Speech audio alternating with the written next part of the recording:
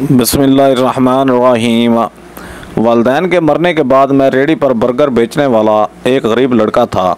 जब बरसों की मेहनत के बाद मैंने मेडिकल का इम्तिहान पास करके डॉक्टर बनने का ख्वाब पूरा किया तो सबसे पहला ख्याल मुझे अपनी बहन का आया, जो शौहर की तनख्वाह से पैसे चोरी करके मेरी पढ़ाई का ख़र्चा देती थी और जब शौहर को पता चलता तो वो उसे बहुत मारता। मैं दिल में शुक्रगुजारी लिए उनके घर पहुंचता कि बहन का कर्ज चुका सकूं, मगर दरवाज़ा खुलते ही जो मंजर मैंने देखा मेरी रूह तक कांप गई। कॉलेज से वापस आते ही मैं अपने किराए के एक कमरे के मकान में गया। बस जल्दी से अपने कपड़े तब्दील किए क्योंकि दोपहर के 2 बज चुके थे। जल्दी से मैंने कपड़े तब्दील किए, सामान पकड़ा और अपनी बर्गर वाली रेहड़ी पे जाके खड़ा हो गया। फटाफट से अपनी रेहड़ी की लकड़ियाँ पे लगे ताले को खोला, तवा साफ़ करके आग जलाई। यूँ तो वहाँ मौजूद जितने भी बर्गर वाले थे अपना बर्गर 100 रुपये में बेचते थे, लेकिन मैं 50 में देता था। 2 लकड़ी के लंबे जोड़े से स्टूल रखे हुए थे जहाँ एक साथ कई ख़वातीन बैठकर प्लेट में बर्गर खा सकती थीं। जिस जगह मेरा बर्गर का ठेला था वो एक छोटा बाज़ार था। बाज़ार में अक्सर ख़वातीन शॉपिंग के लिए आती थीं और सबको ही मेरे बर्गर बहुत पसंद थे। एक तो सस्ते थे और दूसरा चटनी में बहुत अलग तरीके की बनाता था, और असल बर्गर के बिकने की वजह वो चटनी ही थी जो मेरी बहन ने मुझे सिखाई थी। एक ठंडी आह भरकर मैंने अब एप्रन पहना और फटाफट से बर्गर बनाने लगा। बहुत सी ख़वातीन का राशन लगने लगा। कहने लगी, इतनी देर से क्यों आए हो? कब से तुम्हारी रेहड़ी के खुलने का इंतज़ार कर रहे थे। मैंने कहा, शुक्रिया बाजी। फिर वो मुझे आर्डर देने लगी। मैं बर्गर लगाने लगा। देखते ही देर रक्श बढ़ने लगा, जैसे वहाँ की ख़वातीन को मेरे आने का ही इंतज़ार था। फिर तो मुझे शाम तक फुर्सत ही नहीं मिली, लेकिन होश मेरे उस वक्त उड़े जब मैंने अपने ही कॉलेज की चंद लड़कियों को वहाँ देखा। वो शायद शॉपिंग पे आई थीं। मुझे देखकर पहले तो हैरान हुई, फिर मेरे पास आ गई। कहने लगी, तुम जवाद हो, मेडिकल के स्टूडेंट, हमारी क्लास में पढ़ते हो ना? वही हो ना तुम? मैंने असबात में सर हिलाया। कहने लगी, हम तो सोच भी नहीं सकते थे कि तुम इतने गरीब हो गए। छी छी छी। उन्होंने मेरा मजाक उड़ाया। वहाँ कुछ और ख़वातीन भी थीं जिनका मैं बर्गर बना रहा था। कहने लगी, हमें पता होता कि तुम इतने गरीब हो, हम तो तुमसे बात करना भी ज़रूरी ना समझते। तोबा तोबा, लोग भी कैसे हैं? अरे अगर तुम्हारी हैसियत नहीं थी तो क्या ज़रूरत थी मेडिकल में दाखिला लेने की? देखो, तुम डॉक्टर कभी नहीं बन सकते, हमेशा तुम्हें यहाँ बैठकर बर्गर ही बनाने पड़ेंगे। बड़े नखवत से बड़ा भरा लहजा था। वहाँ बैठी ख़वातीन उन लड़कियों को देखने लगीं। कहने लगी, क्या तुम उसे जानती हो? वो कहने लगी, हाँ, हमारे कॉलेज में ही पढ़ता है, बहुत शौक़ है बेचारे को डॉक्टर बनने का। अरे कभी बर्गर वाले भी डॉक्टर बने हैं। ये कहकर वो हंसने लगी। ये सुनकर मेरे माथे पर बल पड़े, लेकिन मैं चुप रहा। दूसरी लड़की कहने लगी, बेचारा अपनी फ़ीस भरने के लिए बर्गर बेच रहा है। ऐसा करते हैं, इससे हम भी बर्गर ख़रीद लेते हैं, इस कार खैर में हमारा भी हिस्सा हो जाएगा। उसका अंदाज़ भी मजाक उड़ाने वाला था। फिर कहने लगी, ऐसा करो, 2 बर्गर बना दो। मैंने बड़ी खामोशी से 2 बर्गर बना दिए। उसने 100 की बजाय मुझे 500 रुपये पकड़ा दिए। कहने लगी, रख लो, तुम्हारी फ़ीस भरने के काम आ जाएंगे। मैंने कहा, नहीं, रहने दें, मैं सिर्फ अपनी मेहनत के पैसे लेता हूँ। मैंने बाकी 400 रुपये उसे वापस दे दिए। वो लोग बर्गर खा के जा चुके थे, लेकिन वहाँ बैठी ख़वातीन मुझे अजीब व गरीब नज़रों से देखने लगी। शायद वो भी यही समझती थीं कि रेहड़ी पर बर्गर बेचने वाला कभी डॉक्टर नहीं बन सकता। रात को थका मांदा मैं घर पहुँचा। भूख लगती तो वहीं बर्गर खा लेता। आते ही मैंने सामान एक तरफ रखा, मिट्टी के घड़े से पानी पिया, चूल्हा जलाया और बड़े से पतीले में चने की दाल और थोड़ी सी मुर्गी और मसाला डालकर चढ़ा दी। मुझे रात को ही शामी कबाब बनाने पड़ते थे। आज थकन पहले से बहुत ज़्यादा लग रही थी। काश के वो लड़कियां मुझे ना देखती। मेरी इज्जत का एक पर्दा था, वो कायम रहता। मेरी आंखों से पता नहीं कब आंसू बहने लगे। अगर मैं पाकिस्तान के अलावा किसी बैरून मुल्क में होता और ये काम कर रहा होता तो लोग मुझे सराहते, मेरी तारीफ़ करते। लेकिन ये पाकिस्तान है, यहाँ सिर्फ तंज किया जाता है, हौसले पस्त किए जाते हैं कि तुम गरीब हो इसलिए गरीब ही रहोगे, बर्गर वाले के बेटे हो तो बर्गर वाले ही बनकर ज़िंदगी गुजारोगे। बहरहाल चने की दाल का मसाला तैयार हो चुका था। मैंने टिक्कियाँ बनाई, एक पुराना सा फ्रिज था मेरे पास और वहाँ रख दी। फिर अपनी किताबें लेकर बैठ गया। वैसे तो मैं जल्दी ही सब कुछ पढ़ लेता था, याद कर लेता था, लेकिन आज दिमाग काम नहीं कर रहा था। घर आते ही अपने टीचर के दिए गए लेक्चर को मैं दोबारा से दोहराता था, इसलिए अच्छा ज़हन नशीन हो जाता था। लेकिन आज उन लड़कियों के तमक्सराना कह कहे मुझे अपने कानों में गूंजते हुए सुनाई दे रहे थे, जैसे वो मेरा मजाक उड़ा रही हों। बहरहाल मैंने फिर भी अपने तमाम लेक्चर दोहराए, किताबें दोबारा से एक तरफ रख दी, सोने की कोशिश करने लगा। पता नहीं रात को कब मेरी आंख लगी। सुबह जल्दी से उठा, तैयार हुआ और कॉलेज चला गया। लेकिन जैसे ही क्लास के अंदर दाखिल हुआ तो वो लड़की दूसरे स्टूडेंट को मेरी तरफ इशारा करके राजदारी में कुछ कह रही थी। काफ़ी स्टूडेंट मुझे देखकर मुस्करा रहे थे। मैं चुपचाप एक कोने के बेंच पर जाकर बैठ गया। एक लड़के की आवाज़ पहुंची, बर्गर वाले चने की दाल का burger, chicken burger, beef burger, सब कुछ मेरी बर्गर वाली रेहड़ी पर मिलेगा। बाजी एक बार खाओगी तो बार बार आओगी। उसकी बात सुनकर पूरी क्लास हंसने लगी। मेरी आंखों से आंसू छलके। मैंने अपने हाथ की पुश से उन्हें साफ किया तो वही लड़की कहने लगी, ओहो रोना आ रहा है बर्गर बॉय को। फिर पूरी क्लास के बच्चों से कहने लगी, देखो भाई इससे कुछ मत कहना, आखिर कल हमारे मुस्तकबिल का सर्जन और डॉक्टर है ये लड़का। क्या हुआ जो आज बर्गर बेच रहा है? वैसे सोचने वाली बात है, डॉक्टर तो कहते हैं बाहर की चीज़ें मत खाओ, रेडी वाले बर्गर नहीं खाओ, तो ये लड़का कैसे बर्गर बेचकर डॉक्टर बन सकता है? ये तो अपने मरीजों को ये तक नहीं कह सकता कि बाहर मक्खियों के झुमगट्टे में बिकने वाले बर्गर मत खाना, बीमार हो जाओगे, क्योंकि ये तो खुद ही वही बेचेगा। इसकी बात सुनकर सब लोग मेरा मजाक उड़ाने लगे। उसी वक्त प्रोफेसर क्लास में आ चुके थे। सब बच्चे चुप हो गए। लेक्चर के दौरान जब प्रोफेसर ने सवालात पूछे तो ज़्यादातर जवाब मैंने ही दिए। अपनी क्लास के बच्चों की बातों का दुख तो मुझे बहुत था, लेकिन मैंने हिम्मत नहीं हारी। मेरी क्लास ने मुझे बर्गर बॉय के नाम से मशहूर कर दिया। कभी कहते हैं, यार तुम खाली हाथ क्यों आ जाते हो, हमारे लिए भी बर्गर ले आया करो, हम तुम्हें अच्छे पैसे देंगे। मैं किसी बात का कोई जवाब ना देता। मैं पूरी क्लास में, बल्कि अब तो कॉलेज में मजाक का निशाना बनने लगा था। एक बार तो मेरा दिल इतना दिल बर्दाश्त हो गया कि उन लड़के लड़कियों की बातें सुन कर मैं कॉलेज की छत पर चला गया, जी चाह के अपने आप को जान से मार डालूं। मैं कॉलेज की छत पर खड़ा था, नीचे देखा तो सब स्टूडेंट छोटे छोटे नज़र आ रहे थे। इतनी ऊंची इमारत से नीचे देखने पर मुझे चक्कर से आने लगे। मैंने आंसू साफ किए। क्या गरीब होना, बर्गर वाला होना या बर्गर वाले का बेटा होना मेरा इतना बड़ा कसूर था कि मैं मेडिकल नहीं पढ़ सकता? मैं वक्त पर फीस देता था, पढ़ाई में भी अच्छा था, मेरे प्रोफेसर मेरी तारीफ़ किया करते थे। अब बस ये दिल में डर था कि अगर प्रोफेसर को पता चल गया कहीं वो भी मजाक ना उड़ाएं।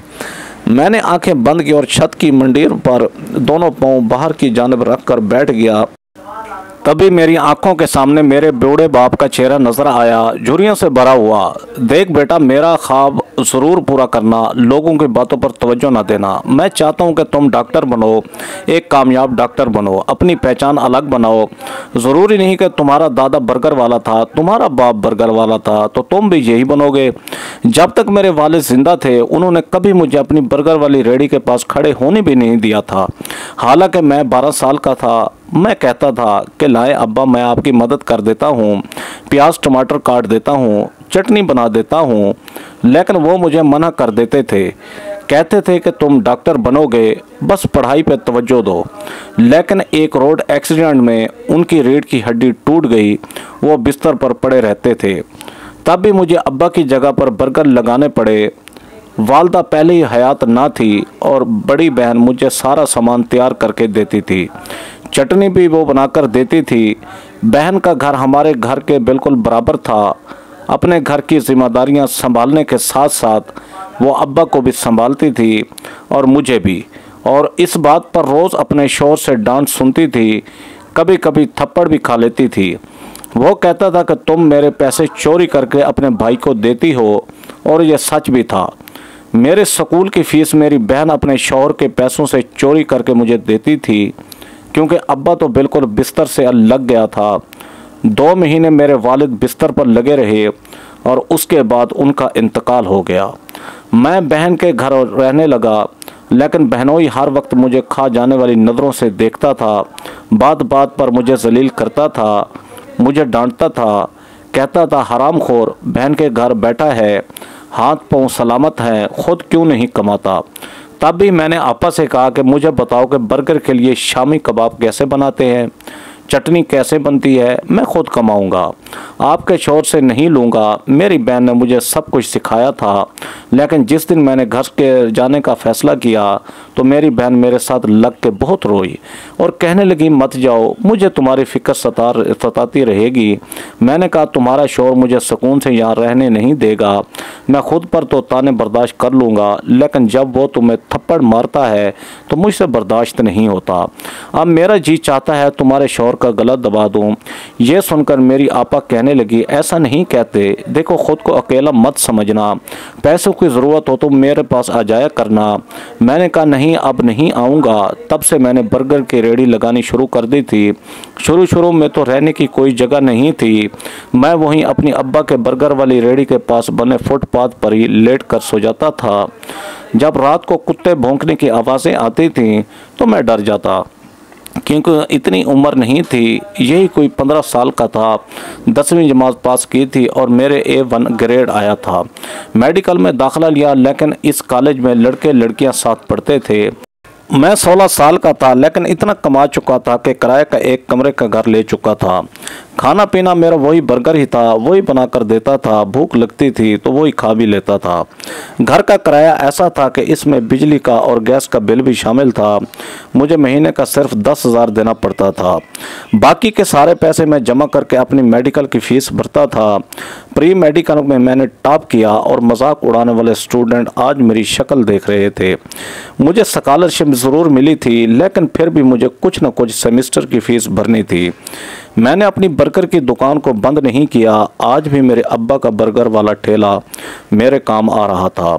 मैंने खुदकुशी नहीं की थी, बल्कि और भी ज़्यादा जमकर मेहनत की थी, और इसका नतीजा ये निकला था मेरे मर जाने से किसी को कोई फ़र्क नहीं पड़ता, और मैं क्यों मरता वो भी हराम मौत। बहरहाल मैं यूनिवर्सिटी में आ गया, लेकिन अब मैं कुछ डीठ हो चुका था। यहाँ भी बहुत से लोग थे जो मेरे बर्गर वाले ठेले पर मुझे बर्गर बनाना देख चुके थे। कई लोग तमकसराना मुस्कुराहट फेंकते थे, कोई फिक्रे भी कस देते थे, लेकिन मैंने अपने आप को लापरवाह कर दिया। मैं कोई चोरी तो नहीं कर रहा था, फिर घबराता क्यों। मैंने लोगों के मजाक को कभी भी संजीदगी से नहीं लिया था, बस अपनी मेहनत करता चला गया। कई बार दिल में आता कि आपस से मिलने चला जाऊं, लेकिन मेरे कदम साथ नहीं देते थे, क्योंकि बहनोई की चुभती नज़रें मुझ पर पड़ती। उन्हें लगता था कि वो मुझ पर एहसान कर रहे हैं, और मैं उनके एहसान के नीचे दबकर उनके घर जाना नहीं चाहता था।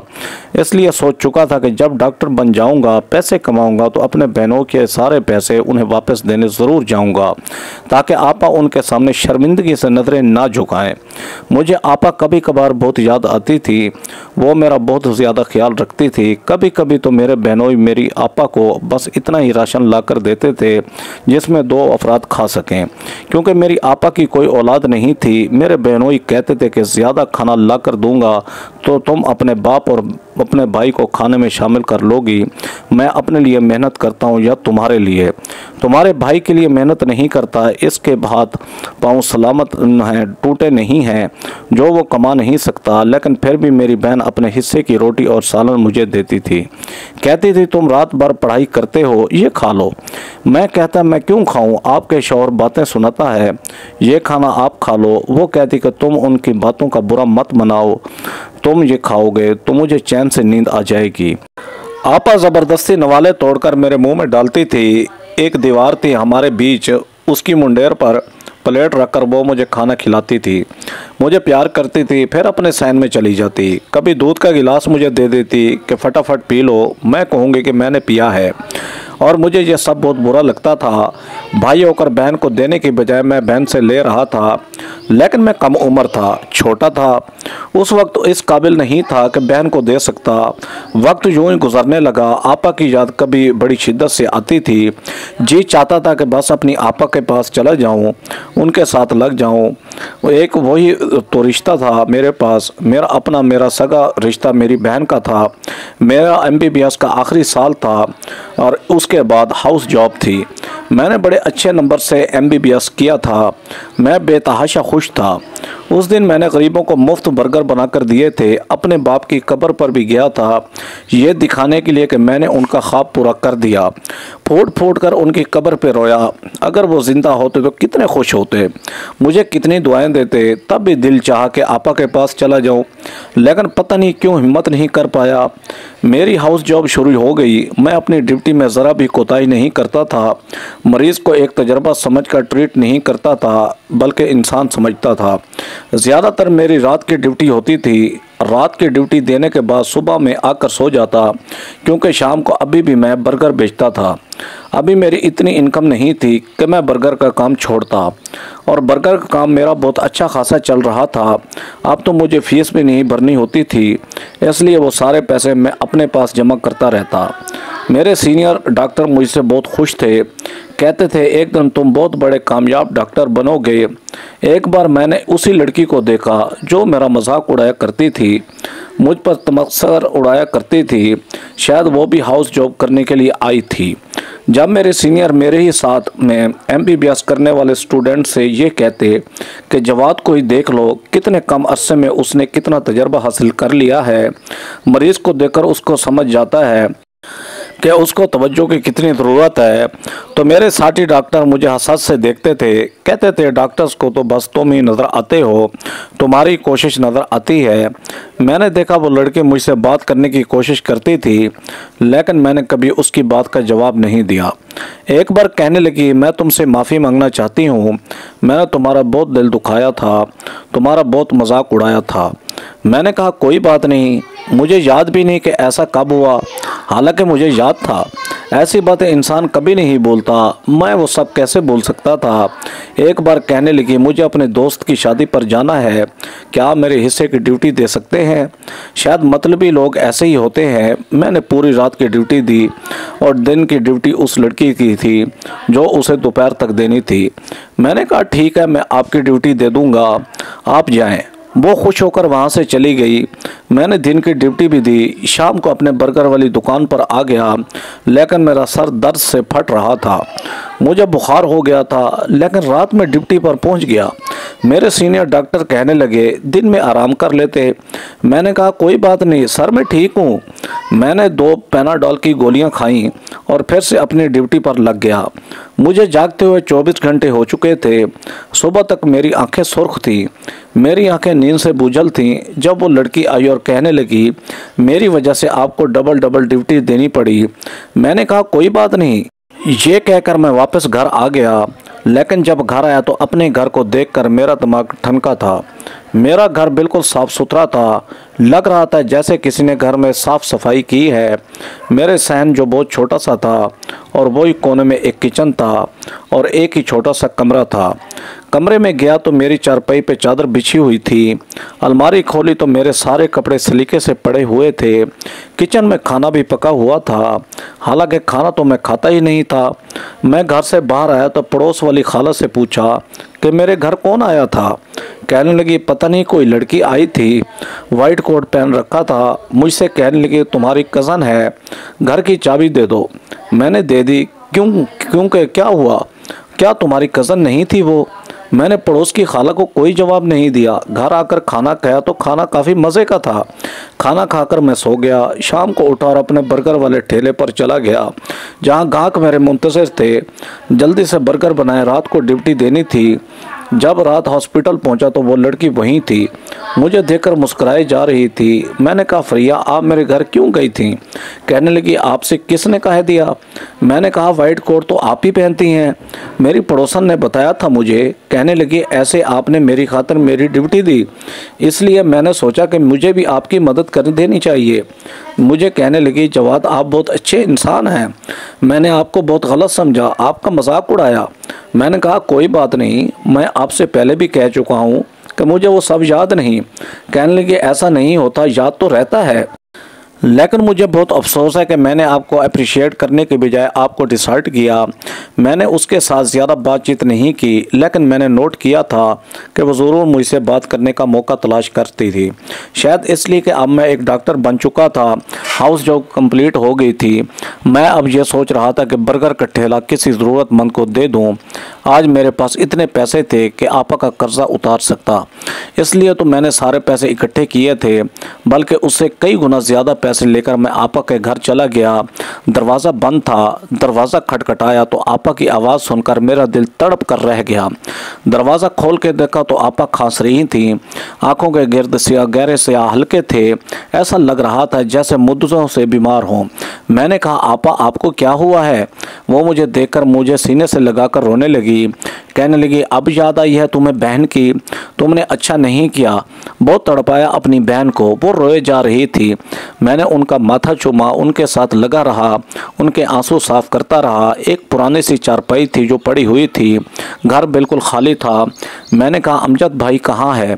वो कहने लगी उन्होंने मुझे छोड़कर दूसरी शादी कर ली, इसलिए अपनी बीवी के साथ किसी और घर में रहता है। बस मुझे इतना खर्चा दे जाता है कि मैं ज़िंदा रह सकूं।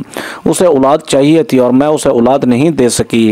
ये कह के वो फूट फूट कर रोने लगी। वो कहने लगी तुम बहुत याद आते थे। मैंने कहा मैं तो उनका कर्जा वापस करने आया था। कहने लगी कैसा कर्जा? मैंने कहा वही आपा जो आप मुझे देती थी मेरे स्कूल की फ़ीस के लिए। वो कहने लगी कि वो आएगा तो मैं उसे दे दूंगी। जवाद खुदा के लिए मुझसे रोज़ मिलने आ जाया करो। मैंने कहा रोज़ मिलने क्यों? मैं तो आपको लेने के लिए आया हूँ। मैंने एक अच्छा फ्लैट किराए पर ख़रीद लिया है। मैं तो मिलने आया था, लेकिन मुझे नहीं पता था कि अमजद भाई इतने खुदगर्ज निकलेंगे। आप मेरे साथ चलें। मैं अपनी बहन को लेकर फ्लैट में ले आया, जहाँ पर हर सहूलत मौजूद थी। अपना बर्गर वाला ठेला मैंने एक ज़रूरतमंद को दे दिया जो मुझे दुआएं देता था। मैंने अपनी बहन का इलाज खुद करवाया। मुझे एक बहुत बड़े हॉस्पिटल में जॉब मिल गई। मेरे पास अब पैसों की कोई कमी नहीं थी। आपा चंद महीने में सेहत याब हो गई। मैं हॉस्पिटल में ही था जब दोबारा से मेरी मुलाकात फरिया से हुई। वो कहने लगी आपने तो कोई राब्ता ही नहीं रखा, बड़ी मुश्किल से आपको तलाश किया है। पता नहीं क्यों मुझे उसकी बातें बड़ी अजीब लगती थीं। मैंने कहा आप मुझे तलाश ही कर ही क्यों रही थी? मुझे तो नहीं याद कि अब मैंने आपका कोई कर्जा देना है। मेरी बात पर वो हंसने लगी। कहने लगी आपने अपना पुराना घर भी छोड़ दिया। मैं कई बार वहाँ गई, आपकी पड़ोसन से पूछा भी कि आप कहाँ गए हैं।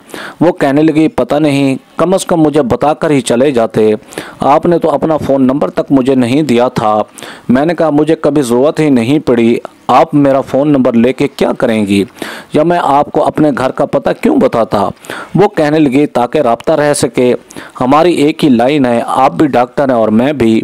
मैंने कहा लेकिन मुझे तो आपकी ज़रूरत नहीं है। मेरी बात सुनकर उसकी आंखों में मोटे मोटे आंसू नज़र आए थे और मुझे उसके आंसू की वजह समझ नहीं आ रही थी। कहने लगी आपने मुझे माफ़ नहीं किया। मैंने कहा आप फिर से वही बात करने लगी हैं, इतने साल हो गए हैं इस बात को, आप क्यों बार बार उसी वाक़ये को याद करके माफ़ियाँ मांगती ही रहती हैं, जैसे मैं भूल चुका हूँ। वो कहने लगी जो माफ़ किया होता तो आप मुझसे इतनी रोडली बात नहीं करते। मैंने कई बार कोशिश की कि आपका रवैया मुझसे ठीक हो जाए, लेकिन आप शायद उस वाक़ये को भूले ही नहीं हैं, वरना मुझसे ठीक से बात करते। मैंने कहा देखें मिस फरिया, मैं ऐसे ही बात करता रहूं, मुझे ज़्यादा फ्री होकर लड़कियों से बात करने की आदत नहीं है। मैंने कभी किसी लड़की से फ्री होकर बात नहीं की।